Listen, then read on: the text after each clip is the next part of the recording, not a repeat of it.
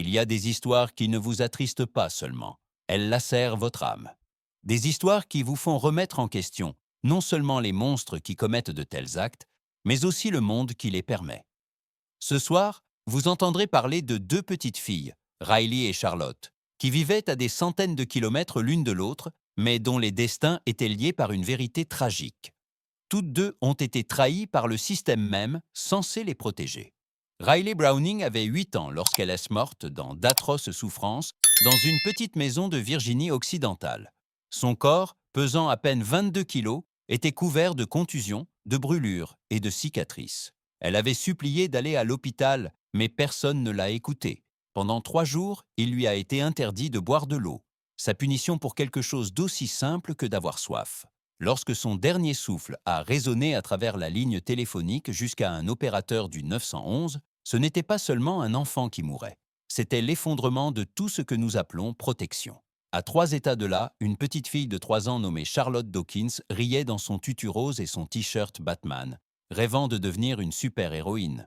Son rire était du genre à faire sourire tout le monde. Mais en mars 2017, cette même enfant gisait immobile au bas d'un escalier, son crâne brisé, ses minuscules côtes cassées une par les mains d'un homme que sa mère aimait. 2 enfants, 2 mères, 2 systèmes qui ont détourné le regard jusqu'à ce qu'il soit trop tard. La mère de Riley s'est battue désespérément pendant 8 ans, brandissant des rapports, des dossiers médicaux, suppliant les juges d'écouter. La mère de Charlotte a fermé les yeux sur l'horreur dans sa propre maison. L'une a crié dans le vide, l'autre a choisi le silence. Et toutes deux ont tout perdu. Ce que vous êtes sur le point d'entendre n'est pas seulement une histoire d'abus, c'est une histoire d'indifférence, d'institutions qui ont échoué, d'un amour qui n'a pas suffi et d'un courage arrivé trop tard. Êtes-vous prêt à faire face à ce que ces deux petites filles ont enduré? Car une fois que vous connaîtrez leur nom, vous ne pourrez jamais les oublier. Cela a commencé comme n'importe quelle histoire de naissance ordinaire. Une jeune mère tenant son nouveau-né pour la première fois, murmurant des promesses d'amour. Le 11 juillet 2010, Janice Joanne Shelton a donné naissance à une petite fille qu'elle a nommée Riley Jolene Browning. Les infirmières se souvenaient d'elle comme le bébé rayon de soleil, une petite âme calme et curieuse aux cheveux dorés qui brillait à la lumière de l'hôpital. Ce surnom, rayon de soleil, lui resterait à jamais. Mais la lumière a une façon d'attirer les ombres. Le père de Riley, Marty Browning Jr., avait un tempérament violent, un casier judiciaire et une addiction qui transformait son amour en rage. Avant même que Riley ne fasse ses premiers pas, sa mère a subi des coups qui la laissaient cacher ses ecchymoses sous des manches longues. Lorsque Marty a donné un coup de pied au visage de Janice lors d'une de ses rages, lui cassant une dent devant leur tout petit, la petite fille a crié, le suppliant d'arrêter. C'était la première fois que sa voix n'était pas entendue. Janice a essayé de s'échapper, elle s'enfuyait avec Riley chaque fois que Marty était en prison, mais il les retrouvait toujours. Il arrivait avec des menaces, des armes et des mensonges, affirmant que Janice était une mère inapte et toxicomane. Les tribunaux le croyaient. Quand elle présentait des preuves médicales de ses abus, ils appelaient cela parole contre parole. Quand elle suppliait pour une protection, il lui renvoyait l'enfant. À l'âge de 3 ans, Riley vivait principalement chez son père avec sa nouvelle compagne, Julie, et sa sœur Chérie, une femme décrite par tous ceux qui l'ont rencontrée comme cruelle, dominatrice et dangereuse. À partir de ce moment, la maison de la petite fille est devenue une prison. Au début, les signes étaient si minimes. Des ecchymoses en forme d'empreintes digitales, de petites brûlures sur ses jambes. Puis vint la visite à l'hôpital qui aurait dû lui sauver la vie. Un fémur cassé, l'os le plus solide du corps humain. Son père a dit qu'elle l'avait cassé en donnant un coup de pied dans le mur. Les médecins savaient qu'il mentait, mais personne ne voulait s'impliquer. Des rapports ont été déposés, les dossiers ont été classés. Riley a été renvoyée.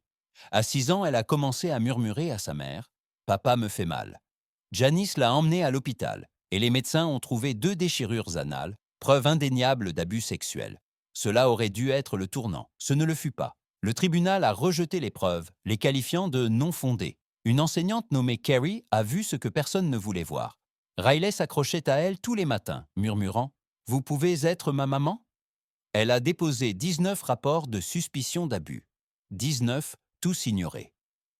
Lorsque ces rapports sont devenus gênants, le père a simplement retiré Riley de l'école, affirmant qu'il lui ferait l'école à la maison. Et avec cette décision, le dernier garde-fou a disparu. Derrière des portes closes, la torture est devenue systématique. L'enfant a été privé de nourriture et d'eau pendant des jours. Elle a été battue avec des cuillères et des bâtons, forcée de dormir nue sur le sol et isolée des autres enfants. Des témoins ont ensuite déclaré qu'elle buvait dans les toilettes à cause de la soif. Elle avait 8 ans. À Noël 2018, Riley ne pouvait plus tenir debout. Sa respiration est devenue superficielle, sa peau froide. Elle a supplié « Je veux aller à l'hôpital ». Ils lui ont dit qu'elle faisait semblant. Le 26 décembre, elle est morte, pesant à peine 22 kilos, couverte de contusions et de brûlures. Son petit corps consumé par la septicémie. Lorsque les ambulanciers sont arrivés, ces derniers râles étaient si forts que l'opérateur du 911 pouvait les entendre au téléphone. Même des officiers endurcis ont fondu en larmes. Une infirmière a dit n'avoir jamais vu le corps d'un enfant aussi mutilé. Le monde n'apprendrait que plus tard que Janice avait eu raison depuis le début. Elle avait prévenu le tribunal. Il va la tuer. Et le juge, le même homme qui avait rejeté ses preuves, lui a dit « Si je vous la donnais et qu'il lui arrivait quelque chose, ce serait de ma faute. » Après la mort de Riley, l'État de Virginie-Occidentale a débattu de la loi Riley, un projet de loi visant à empêcher les parents maltraitants de retirer leurs enfants de l'école pour les cacher au système. En 2025, elle est toujours en attente d'approbation. Riley Jolene Browning aurait 14 ans aujourd'hui.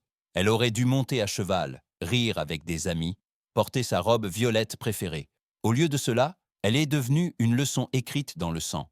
Un avertissement que chaque ecchymose ignorée, chaque rapport rejeté, peut coûter une vie.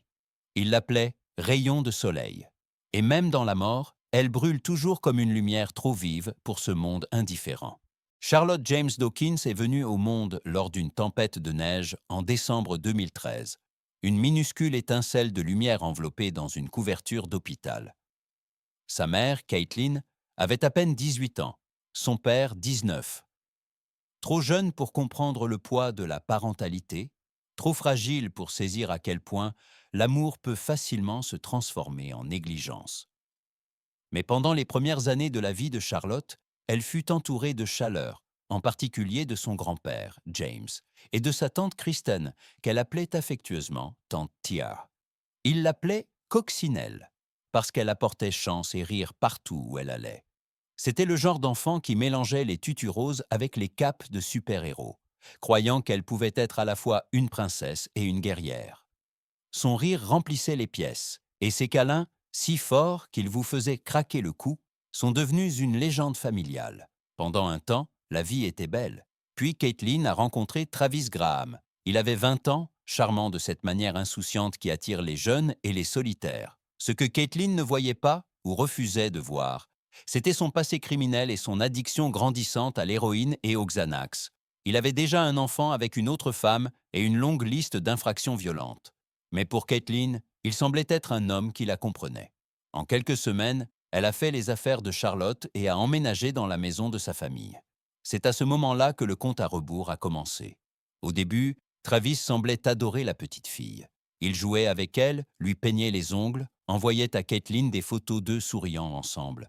Mais derrière ces instantanés se cachait une transformation lente et terrifiante.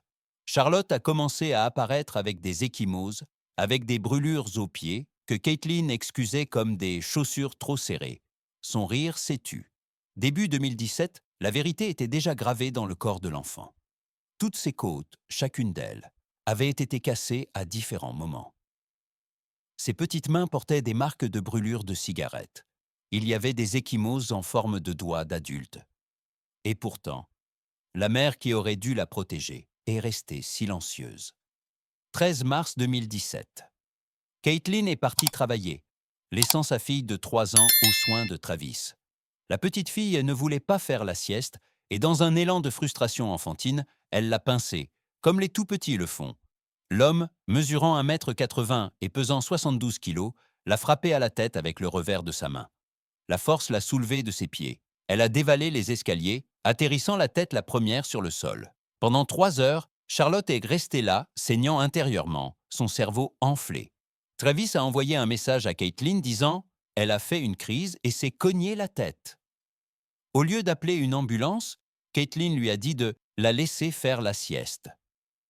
Quand ils l'ont finalement amenée à l'hôpital, il était trop tard.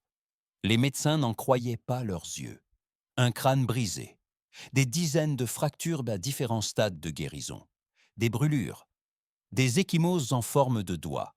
C'était de la torture systématique, pas une chute. Mais le plus glaçant était venu ensuite. Quand les médecins ont expliqué que ces blessures provenaient d'abus, Caitlin est sortie de la pièce et a dit à sa famille « Ils ont dit que ça pouvait venir d'une chute dans les escaliers. Même alors que sa fille était mourante, elle a protégé l'homme qui l'avait tuée. » Pendant que Caitlin disparaissait avec Travis, la personne qui était restée aux côtés de Charlotte était tante Kristen, tout juste âgée de 20 ans. Pendant 2 jours, elle est restée assise dans cette chambre d'hôpital froide, tenant la petite main de l'enfant, murmurant des berceuses à travers ses larmes. Elle a chanté « You are my sunshine », « Tu es mon rayon de soleil », la chanson que Charlotte aimait le plus.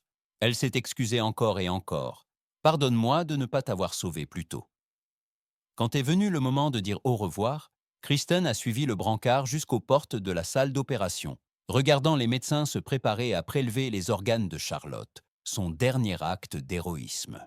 Cette petite fille qui avait rêvé d'être une super-héroïne allait maintenant sauver la vie d'autres enfants. Travis a été condamné à 20 ans pour le meurtre de Charlotte. Caitlin l'a épousé à nouveau pendant qu'il était en prison, a eu un autre enfant, puis a divorcé de lui après sa condamnation. Aujourd'hui, elle vit librement. Travis sera éligible à la libération conditionnelle en 2044. Il aura 48 ans. Kristen élève la petite sœur de Charlotte. Elle lui montre des vidéos de la grande sœur qu'elle ne rencontrera jamais, celle qui surgissait d'une cabane en couverture en criant « Tada !» La petite fille rit, l'imitant, et pendant une seconde fugace, on dirait que la lumière de Charlotte n'est jamais vraiment partie. Elle voulait être à la fois une princesse et une super-héroïne. Au final, elle l'a été. Son courage, son rire et l'amour qu'elle a inspiré sont devenus son héritage. Riley et Charlotte ne se sont jamais rencontrés, mais leurs histoires se reflètent l'une l'autre comme des images dans un miroir brisé. Toutes deux étaient des petites filles remplies de lumière. L'une surnommée Rayon de soleil, l'autre Coccinelle. Toutes deux aimaient chanter, se déguiser, croire en la bonté. Et toutes deux ont été trahies par des adultes qui auraient dû être leurs protecteurs. Juges, enseignants, policiers, parents, tout un système de personnes qui ont détourné le regard. En Virginie occidentale, la mère de Riley a passé 8 ans à frapper à des portes qui sont restées closes. Elle a apporté des rapports médicaux, des photographies et des suppliques, mais les tribunaux ont rendu son enfant à un monstre. Dans le New Jersey, la mère de Charlotte a fermé les yeux sur les ecchymoses qui fleurissaient sur la peau de sa fille. Elle a choisi l'amour pour un homme plutôt que l'amour pour son enfant. 2 choix différents, un même résultat, un silence plus assourdissant que des cris. Chaque détail de leur souffrance est insupportable à entendre et pourtant nécessaire à retenir, car le danger n'est pas seulement l'agresseur, c'est l'indifférence qui l'entoure. Chaque fois qu'un rapport est ignoré, chaque fois que quelqu'un dit « ce ne sont pas mes affaires », un autre enfant est laissé seul dans le noir. Après la mort de Riley, les législateurs ont promis des changements. La loi Riley, pour empêcher les agresseurs de retirer les enfants de l'école afin de cacher les preuves.